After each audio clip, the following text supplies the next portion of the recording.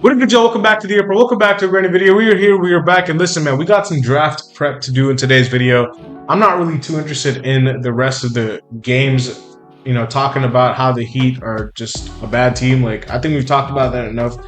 There's no point of beating a dead horse here. We know the Heat are bad right now. We just got to figure out the draft preview and the process for who we can potentially get in the 2025 NBA draft. We're going to have one pick, potentially two. We got to figure out who the picks are going to be or where the picks are going to be at, and if we have one or two. Currently, if you look at Tankathon Simulator, we are projected to get number 11 as well as number 22 from Golden State. Obviously, this is just a lottery simulator, so if you all want to play around and just see potential situations, here it has us staying at 11 still. But sometimes you see teams like the Spurs moving up to 4 and Sixers moving up to 1 and getting Cooper Flag, which would be crazy. But yeah, we digress. Leave a like, subscribe, and comment down below. We're just going to be looking at some potential options, man. I mean, let me know. What do y'all think the Heat should do? Do y'all think, it doesn't even matter what they should do. They just suck too bad to win any games anyway. But do y'all want them to miss the playoffs this season, or do y'all want them to, make it so that they can keep 2026 and 2028? Either way, you're losing a pick or two, regardless. I mean, if they made the playoffs this season, then, this pick right here would go to OKC. And, you wouldn't have the 2025 pick, which was this year's, but you would be able to keep, the 2026 pick and the 2028 pick. So, we gotta figure this out. We gotta try to figure out, what pick we might get. But let me know in the comment section. Do y'all want to keep this pick right here, or do y'all want to, make sure that, or would you rather the team make the playoffs this season and make sure that they keep the future picks? This pick right here, 22, is going to be kept regardless. It's getting worse and worse because Golden State is currently on a roll. But hopefully it can be somewhere like in this range. Like maybe, like I'm hoping it's before 20 for our sake. But if not, then I'll take a first round pick regardless of where it is. Some of the prospects, we got to look at all the prospects. I'm just going to go over every single prospect here. This is a mock draft by BR, but it's on NBA.com, and we have the Washington Wizards here getting Cooper Flag. I mean, I'm not going to spend too much time on the top picks because I know we have no chance of getting them. Just going over Cooper Flag, though, he's an absolute crazy prospect. Unfortunately, got hurt the other day, but hopefully he's not out for too long. But this is a very, very good defensive prospect. Defense is definitely his biggest strength, but he's also really athletic as well. If the shot comes around, watch out. This is the solidified number 1 pick right here. Dylan Harper, to me, solidified number 2. Again, no chance of getting any of these guys, in my opinion. Utah could definitely use someone, but I don't know if they need like 10 guards on their team. They have to figure out who to get rid of. But Dylan Harper would be better than any of the guards that they have right now. He's amazing, man. I'm a super fan of his. This says Kobe White, De'Aaron Fox, and Jalen Brunson. I think these two are really just because he's left-handed. I see a lot of Cade Cunningham. Of course, he's left-handed, but I see Cade Cunningham in his game. Ace Bailey at 3. I mean, much has been made about his efficiency and his shot diet and all that. Ace Bailey is a very tough shot maker. I mean, you see the comps right here. Brandon Miller, MPJ. I mean, these guys like to shoot some tough shots. I mean, Brandon Miller a little bit less than MPJ.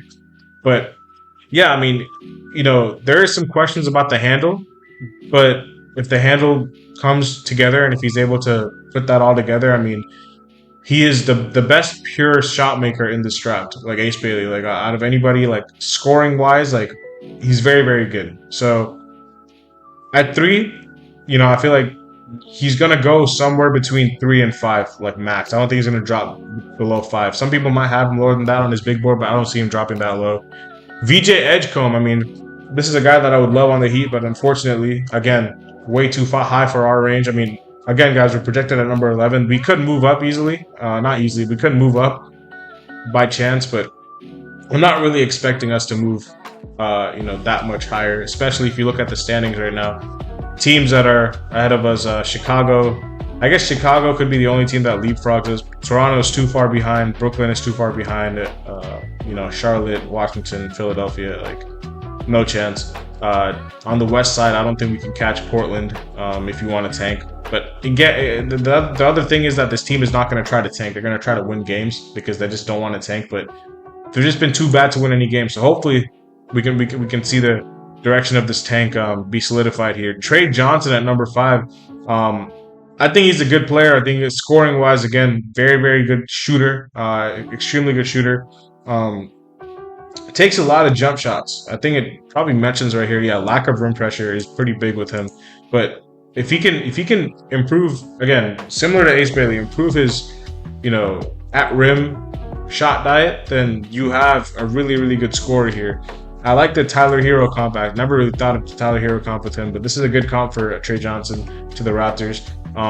Derek Queen, I mean, I'm a huge fan of Derek Queen. Honestly, Derek Queen, people who don't really watch Derek Queen will probably think that this guy is like just a lob threat and like an athletic like center. He's not like a skilled big by any means, but yeah, that's not true at all. I mean, Derek Queen is really really really skilled for his position. I mean, he is very very very skilled. He is he can put the ball on the floor. He can shoot the mid range jump shot. He can pass. He can, he has good footwork.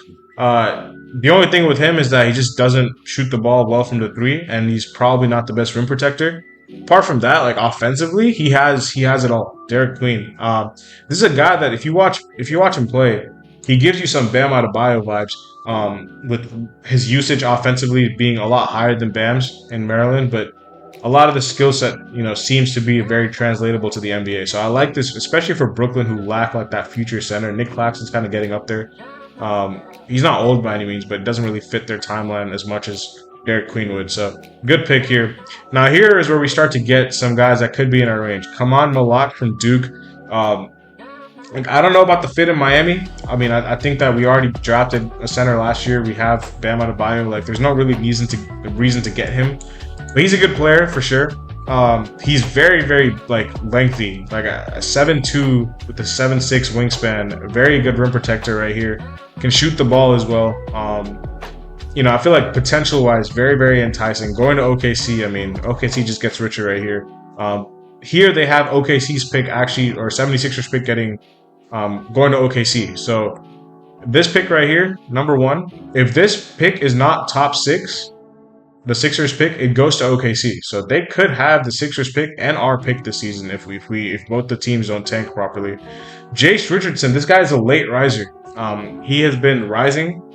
And by late, I don't mean to say he wasn't good at the start of the season. I mean, he's a guy that has been good for sure, but over the last month or so, he's been kind of turning it on even more. Reed Shepherd comp, I think he has more shot creation than Reed Shepherd. He actually reminds me of Kendrick Nunn a little bit. I'm not gonna lie, like a guy who, can just fill it up. I mean, gives me some Kendrick Nunn, Kevin Porter Jr., that type of vibes. He's a good player though. He's a good player. I don't know if Miami would take him because defensively, I don't know if you really want that with Tyler Hero in the backcourt, but good player for sure. Kasparis Yakuchonis at number 9 to the San Antonio Spurs. I don't know why the Spurs would draft him here, but here is where again I think Yakuchonis is better than 9 for sure. I mean, I'm biased because he went to my school. He goes to my school, bro. He goes to Illinois. Like I'm an alumni. Like I gotta like rep my guys. You know what I'm saying? Like Yakuchonis is my boy. He does have some turnover issues, and out of every single prospect, out of every single top prospect, I've watched Yakuchonis the most. Being an Illinois fan, being someone who went to the school, like I'm tuned into every single game, right? So Yakuchonis, he's very very talented. Like talent-wise, unquestioned, bro. Like offensively, can pass, can shoot, can dribble, can finish at the rim. Like he's a savant offensively. The problem with Yakuchonis is shot selection sometimes is a little bit questionable. He falls in love with some step back shots for some reason. And number 2, turnovers. The turnovers are the biggest issue with Yakuchonis.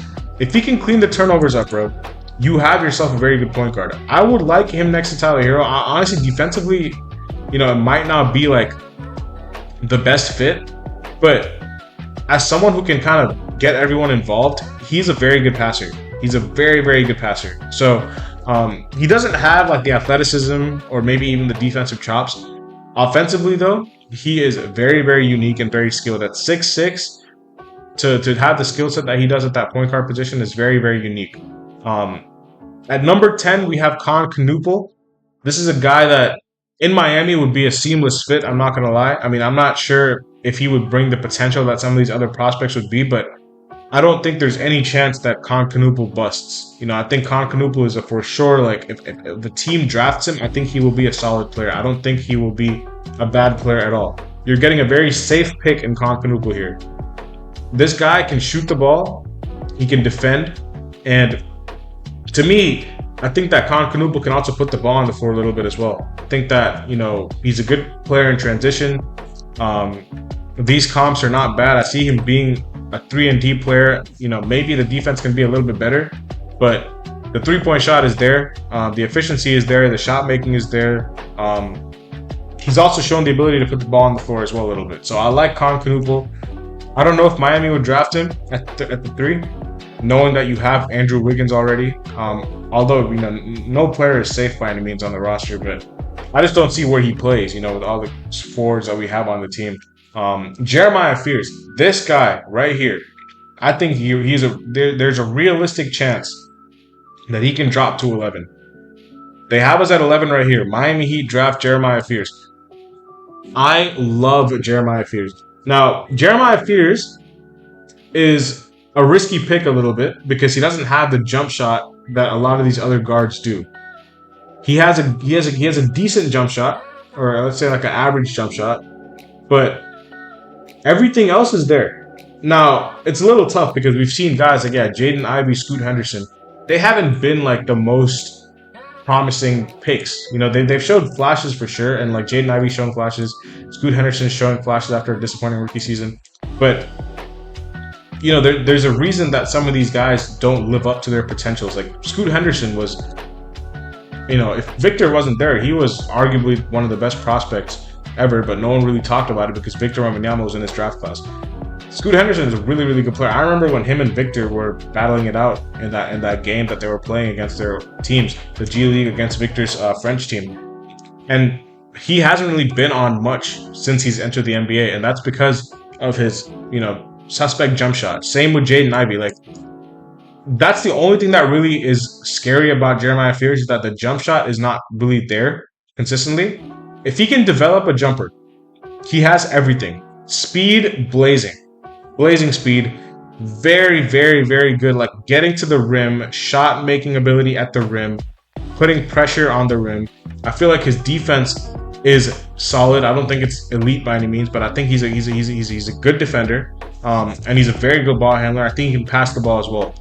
You have like I don't want to say Russell Westbrook, but that archetype of player you have with Jeremiah Fears, man. I feel like he can be a very, very good pick.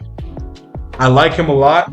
I think at 11, it would be an absolute steal to get a guy like this. I feel like he fills a need as well. I mean, talking about what the Miami Heat could need, I feel like a point guard is a must because Davion Mitchell is good, but I don't know if you go into the season using Davion Mitchell as your starting point guard. He might be more of a backup to you. But yeah, that's what you probably need. A point guard would probably be essential. You have Hero, Bam, Kel'el Ware, Andrew Wiggins is there as well at the 3. I feel like you really lack that guard, to play alongside some of these guys. A table setter, Hero is not really he's improved his playmaking, but he's not really a point guard by nature. He's more of a 2. So a guy like Jeremiah Fears would be really good. A guy like Yakachonis would be really, really good. One of these point guards I like. If we keep this pick right here, this 11th pick, I'm targeting one of these point guards for sure. Even a Jace Richardson if he's there as well. Asa Newell at 12. Miami would love Asa Newell for sure. Asa Newell is a really, really, really, really good defender, which is why I'm saying Miami would love him. Defensively, he is elite. He can switch multiple positions. His wingspan is elite. He is 6'11". Again, the thing with Asa Newell, like a lot of players in this draft, is the jump shot. The jump shot is very questionable, but he's shown flashes of hitting it for sure. But he can switch multiple positions. He can, really, really jump. He's a very athletic player. He's a good cutter, smart player. Plays extremely hard. This is a typical Miami Heat player. Asa Newell, if you look at him, look at the way he plays, the Miami Heat would love a guy like that. Unfortunately, again, I don't really know where you're playing him. Maybe because you have Bam, you have Kel'el, where the vision is to play them two together. I don't know if you draft him and play him at the 3 because you lack spacing there. So he might just be a good guy to come off the bench, maybe give us some size. I'm fine with that as well. I wouldn't be mad at Asa Newell. I think Asa Newell would be a good fit in Miami given the way he plays. But again, the jump shot, the big question mark with him. We're gonna speed it up here. Colin Murray Boyles. I'm not gonna lie. I try to be as objective as possible. I'm not a Colin Murray Boyles fan. Nothing against him at all. Like I feel like he's a good player. I just don't see his game translating as well to the NBA as it does in college. Now, I could be completely wrong, and someone can clip this video in the future if he starts going off in the NBA. At 6'7", and to me, he looks more 6'6" than 6'7". I don't know what position he really plays in the NBA. This comparison, Julius Randle. I mean, Julius Randle is bigger than 6. He's about 6'9", 6'10". Anthony Mason. I mean, the thing about Colin Murray Boyles is, like a lot of the players in the draft, he does not shoot the ball. And I think it says right here, 8 for 32 from 3. And the reason that's a concern for Colin Murray Boyles is that Asen Newell hangs his hat on the defensive end. Colin Murray Boyles is a guy who likes to score the ball, and he scores the ball on the inside. He tries to back people down. He likes to, in that mid post area, do his work. He's a quick player at 6'7", so he likes to blow past some defenders and try to finish up the rim a little bit. Like he's a unique player for sure. He's not like a guy who's he doesn't really have a set position. Even at South Carolina, he doesn't really have a set position. So the problem with him is that at 6'7", he's not big enough to play the 4 to me. But at the 3, it's like you don't really have the shooting ability. So it's kind of tough. I don't really see where he fits in the NBA, which is why I'm not as high on Colin Murray Boyles. I wouldn't like the pick as much if we drafted him, but if they did, I would give it a chance, obviously. But I don't see the Heat drafting this player. I mean, I think he's a good player for sure. And I think in college he's had an amazing season. He's a good passer. Has shown good flashes defensively a little bit, but his scoring and his offensive game, I think, will be limited in the NBA because of his size and his ability to not shoot the ball inability. Sorry, I'm messing up my words right now. That's the reason that I'm like, okay, Colin Murray was good college player. I don't know if he translates to the NBA. Liam McNeely, very similar to Con Knuppel in the sense that I feel like he's not going to be a bust. Keegan Murray is a good projection for him. He is 3-and-D. 3-and-D for me. These guys, he can shoot the ball, he can play defense. Again, I feel like you kind of know what you're getting from some of these guys, like Liam McNeely, Con Knuppel, and even like a Trey Johnson probably. Like I don't see them busting in the NBA. Pause. That's not what I meant. I don't see him being a bust in the NBA. But yeah, at 14, Hawks would love him. I don't know if the Heat would draft him here, but yeah, that's that. Ben Seraph. I don't see the Heat drafting this guy at all. I think he's a good prospect, but I think he's way too much potential. I think he's a guy that, again, lack of three-point shot, lack of shooting, and lack of defending. I feel like he's a crafty finisher at 6'5". He's a productive, ball handler. He has good change of pace, like it says right here. Mid-range pull-up is fine. Unfortunately, cannot shoot the 3. And doesn't really defend that well. So I don't see the Heat drafting this guy. This is more of a potential pick. A team like, I don't know, any team that has time to develop players would probably like Ben Seraph. I don't think the Heat want to do that. I think the Heat want guys who can play right now. So I don't think they would go draft Ben Seraph here. Now we're getting to the picks that maybe could be in the range of the 22. So you have Noah Essengay here. Similar to Ben Seraph, I think he's more of a project pick. Another international prospect. Again, doesn't really have the offensive game yet, but this is more of a pick where someone would like to pick him because he's long and he's athletic. I think that's the reason that someone would like to pick Noah Essengay. 6'9". He has to put on some weight a little bit, 198 pounds. He's only 18 years old, so he's one of the youngest in the draft. But yeah, rim runner, finisher, and driver. You don't really have much of an offensive game developed by him yet. It's really just a lot of dunks and leak outs in transition and alley oops and cuts and all that. That's really how he scores his points. He's a solid defender, but yeah, this is the pick that people will take again, like Ben Seraph, because of the fact that he has I feel like more than Ben Seraph, he has the intangibles. Ben Seraph probably has more skill than Noah Essengay right now, but Noah Essengay has the length, he has the size, he has the wingspan. So people would like to probably draft him just because of that, because he has the defensive ability as well.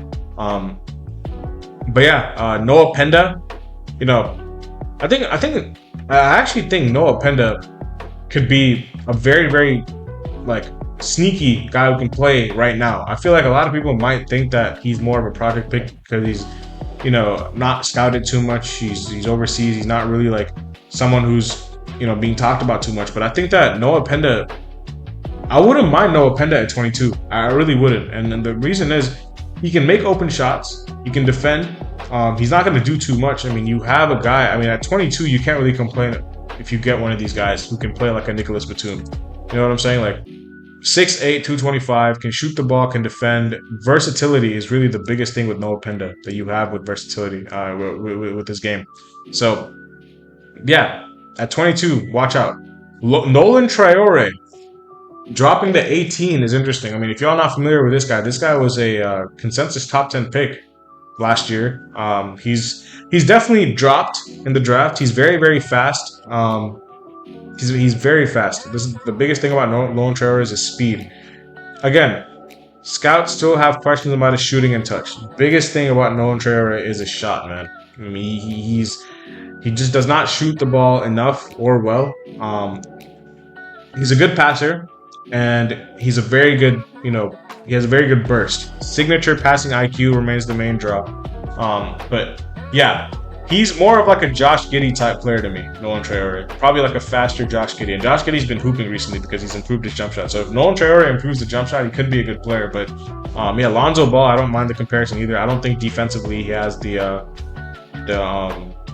Lonzo Ball defense, but maybe coming out of UCLA, Lonzo Ball's defense wasn't that high either. So yeah, I mean, again, I actually wouldn't mind it at 22 if he falls, because at 22, I mean, I think at 22 it's a steal if you get Nolan Traore then, because potential-wise, he's a point guard, so he fits a need, and he might not be ready to play right now, but at 18 years old, you have probably one of the point guards with the most potential in this draft. I think him, Jonas, Spears, outside of Dylan Harper, are the best point guards in the draft. And maybe Jace Richardson if you classify him as a one. But the thing about him is the shot. And if Miami is confident that they can fix the shot, then I don't see why they shouldn't draft him at 22. Now, at 11, they could draft him then too. I believe that this mock draft actually has us, or they have us drafting Fears at 11.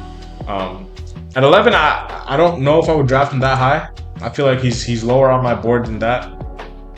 I feel like he's around 15, 16-ish for me, but at 22, I think it's a steal if you get him. Yegor Demin, another guy who's again, Josh Giddey, a very similar to Nolan Traore. I mean, then another guy at 22 who I wouldn't be mad at taking. Again, fits the need. You have a lot of point guards in this draft, man. I feel like this is a good draft for the Heat, especially at this 22nd pick. One of these point guards are going to fall to 22, whether it's Yegor Demin, whether it's Nolan Traore, whether it's Jace Richardson. I don't see Jonas or Harper falling or Fierce falling to 22. Maybe if you get one of them at 11 and maybe get a wing at 22, you have yourself a good draft class right there. Yegor Demin, a very, very good playmaker, man. 6'9", he has size. I mean, this is the biggest draw to Yegor Demin. He's a 6'9" point guard. Still very young at 19. Again, the shooting is really the biggest concern with him as well. But apart from that, I mean, the playmaking is there. And he's a good ball handler as well. But yeah, the shooting and the turnovers, like it says right here. Again, this is not a guy that probably can play right away, which is why I don't know if Miami will want him, but he fits a need, which is why I'm saying, like, I don't mind it at 22. This is Miami Heat via Warriors at 20. Now, I think this was before the Warriors won their last two games. Will Riley, again, Illinois small forward. Y'all know I've been watching Illinois, like I said, with Jonas. I think Will Riley is a really, really, really elite shot maker. Will Riley is, I feel like Will Riley doesn't really get the usage level that he probably should with Illinois. Like he hadn't gotten it from the start of the season because he was coming off the bench for Ben Humberkaus, and then they put him in the starting lineup, and then he didn't look back. But Will Riley's 3-point shot is really good. At 6'8", he can shoot the ball, man. He can shoot the lights out at 6'8". Keyshawn George is a very good comparison for Will Riley, actually. I really like this comp, actually. I don't know who made this comp right here, but this might be one of my favorite comps. Keyshawn George is a good comp. If you saw Keyshawn George at Miami, you guys probably saw him being Miami fans or watching him at in Washington right now. He just had a breakout game the other day against Denver. Very good shooter and good playmaker. I can bring the ball up a little bit as well. I see the same thing with Will Riley. You have a guy kind of similar to maybe Nikola Jovic a little bit as well. Probably not the passer that Nikola Jovic is, but Will Riley kind of reminds me of Nikola Jovic a little bit. So that maybe that's the reason you don't draft him. They have us taking him at 20. But I would only use this pick on a wing if we don't draft a point guard at 11. If we draft a wing at 11, I don't see why we need to take another wing at 11. But who knows? We might not even get 11. So we got to figure this out. Thomas Sorber, I'm going to skip over him because we don't need a center. I'm trying to make this fast, guys. Carter Bryant. I'm looking for my guy. Here we go. Rasheer Fleming. I was waiting for this guy because to me, he's a lottery pick. 23 is an absolute crime that he's here. Now, the biggest knock on Rasheer Fleming's game is the fact that he plays at St. Joseph's. St. Joseph's is not a, it's not an elite school. He doesn't play the best competition. But skill-wise, bro, I love Rasheer Fleming's game. Can shoot. He can defend. He's the only player in college hoops with over 50 dunks and 53s, man. 6'9", size, rim finishing, shooting, and defending. He can do it all. I mean, at 6'9", I talked about how Con Knuble, Liam McNeely. I don't think Rasheer Fleming is going to be a bust. He can really, really shoot the ball, and I don't care what competition you're playing against. The rims are the same, and the length of the court is the same, and all the stuff like where you shoot from is also the same if you're shooting threes. So like 3-point shooting is always going to be translatable, whether you're playing at St. Joe's or whether you're playing at Kentucky. Like it's going to be translatable no matter what. And Rasheer Fleming, to me, I think he is one of my favorite prospects in the draft, man. I'm super, super high on this guy because athletically, elite. 3-point shot, elite. Defensively, elite. I don't think there's one thing that he can't really do well on the court. I feel like he can do a little bit of everything. 23 to me is an absolute steal. If the Nets get him at 23, I mean, they need to be thanking somebody. At 22 or wherever we get this pick, right now it's at 22, I would love it. I mean, they have us taking him right here. 17 points per game, 10 rebounds per game at 6'9". Now, he is a forward, and you probably be like, where does he play? But talent is talent at this point, man. At 22, if we draft a point guard at 11, I would be all over Rasheer Fleming. I wouldn't even mind him taking at 11. I think Rasheer Fleming's that good. Isaiah Evans is good. Boogie Fland, another point guard. Boogie Fland, the efficiency is a question mark with him. Shot just 36% on layups. He reminds me of a little bit of Nick Smith Jr. coming out there. I think they both went to Arkansas. I don't think the Heat would be interested in him. Just because of the erraticness of his play style. I just don't think it's a Heat type pick here. Neek Clifford. I don't know if y'all watched my videos last season during the draft cycle, but this is a guy that I was impressed with last season. I mean, last season I was like, Neek Clifford is an absolute steal. Yeah, but he returned to Colorado State. He played another year. And, man, one of the best Swiss Army knife players in this draft, man. Can shoot, can defend, can pass. Reminds me of Tristan Da Silva a little bit, coming out of Colorado last season. He's older, so maybe a little bit of Jaime Jaquez type, vibes you're getting from this 6'6", similar size to Jaime Jaquez a little bit, but I feel like his creation ability is a lot better than Jaime Jaquez. Shooting ability is better than Jaime Jaquez as well. I like him as a prospect more than I liked Jaime Jaquez coming out. So would it be a little bit redundant? Probably, but I like Neek Clifford. I love Cam Jones as well. This is a guy that I see the Heat drafting at 22. I'm not gonna lie. At 22, man, I'm telling you all right now, Cam Jones, the Heat are going to be all over this guy. I already know. He went to Marquette. He's a guy who can, he's a veteran player. He's 23 years old. I mean, Cam Jones is a very, very, very good table setter at that point guard position. Now, the thing about Cam Jones, and I've watched a lot of Cam Jones film, he goes left a lot. He goes left. He finishes with his left hand a lot, bro. His left hand, I don't know if how many people have watched Cam Jones here, but his left hand is his favorite thing. He is left-handed, but yeah, he just loves his left hand, and that could get shut off, and it'll be a little tough. But I love Cam Jones's game. I think that scoring-wise, he's good. I feel like he's a good steady point guard. I feel like efficiency is elite with him. He takes smart shots. He doesn't rush anything. He's a smart, heady point guard. I don't see him being a bust in the NBA. I think Cam Jones at 23 years old, he's led the offense for Marquette after Tyler Kolek left. I don't see him being a bust at all. I think that he's a smart player. I think he's not going to play too, erratically. He's not going to do anything that's not his game. He's going to play well. He's going to play smartly. I think that's why the Heat are going to like this guy, because they need a consistent point guard next to Tyler Hero in the backcourt, and I can see that being Cam Jones. So, yeah, that is, if you don't get one of the top point guards, Cam Jones he's maybe not in that tier of Jeremiah Fears or Yakichonis or even a Nolan Traore, but Cam Jones is still very good.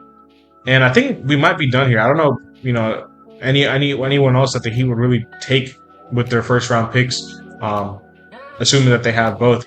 But yeah, let me know what y'all thought about this, man. I mean, yeah, I know this is a little bit all over the place. I was going over a lot of prospects right now, but hopefully y'all kind of got a feel for who the Heat could probably be interested in. Again, if y'all have any questions or y'all want to chime in and kind of talk to me about who y'all would like the Heat to draft, or if y'all want the Heat to get that pick from taking this season and not having to go to OKC, or y'all want the Heat to make the playoffs, let me know. Let me know down in the comment section below, man. I will see y'all later as always. Have a nice day. Peace.